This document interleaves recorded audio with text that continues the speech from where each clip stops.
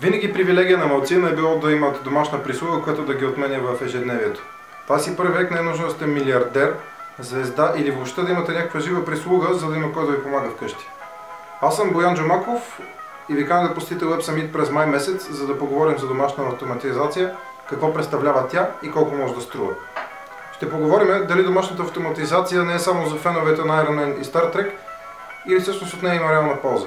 Ще разгледаме някои комерциални стандарти за домашна автоматизация тип направи си сам, от типа на Enotion или Z-Wave, дори Zigbee, но основно ще се спреме на това какво може да направите сами с помощта на Raspberry Pi, Arduino и малко JavaScript. Ще ви покажа как със смешна сума и богата фантазия да изградите автоматизирана система за своя дом и да я нагодите своите собствени нужди. От контрол на осветлението и електроуредите до наблюдение на вашето дете и дори охранителна система. Заповядайте, ще ви чакам на Web Summit през май месец.